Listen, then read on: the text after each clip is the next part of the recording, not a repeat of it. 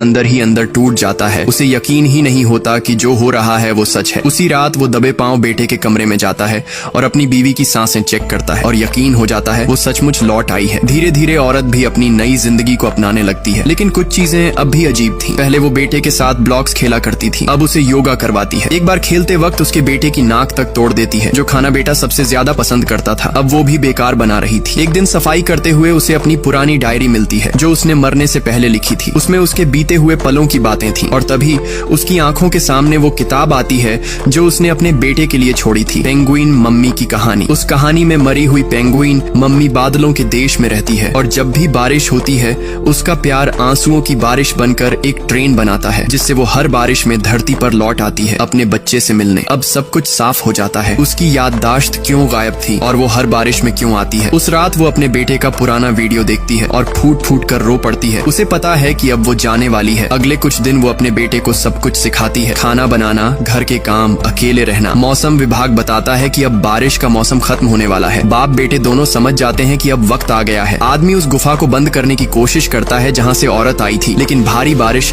सब बहा ले जाती है। इसी बीच बेटे का स्कूल से फोन आता है कि उसने किसी की कार गंदी कर दी। पूछने पर बेटा रोते हुए कहता है, मम्मी को मत जाने दो पापा। सब कहते हैं जैसे ही पापा कार धोते हैं बारिश होती है, तो मैंने सोचा अगर बारिश होती रही तो मम्मी यहीं रहेंगी। आखिरी बार बारिश में माँ अपने बेटे को गले लगाती है, किस करती है। अगली सुबह वो स्कूल में बेटे का भाषण सुनने जाती है। बच्चे अपने अपने परिवार की खुशियों की बातें करते हैं, लेकिन उसका बेटा कहता है अब मैं खाना भी बना लेता हूँ, घर के काम भी कर लेता हूँ, मम्मी अब आप टेंशन मत लो। और माँ बिना अलविदा कहे चुपचाप चली जाती है उसी गुफा की ओर जहाँ से वो आई थी। वहाँ पेड़ों की शाखाएं उसे रोक रही थी। शायद उसके पति की आखिरी कोशिश थी उसे रोकने की, लेकिन जैसे ही सूरज निकलता है वो दोनों अपनी आखिरी बार एक दूसरे को देख लेते हैं और वो हमेशा के लिए वापस चली जाती है अपने बादलों के देश में। दोस्तों, इस वीडियो को देखकर तो मेरे खुद के आंसू निकल गए। अब आप दिल पर हाथ रखकर बताओ, क्या आप भी अपनी माँ से इतना ही ज्यादा प्यार करते हो? अगर हाँ तो कमेंट में जरूर बताना।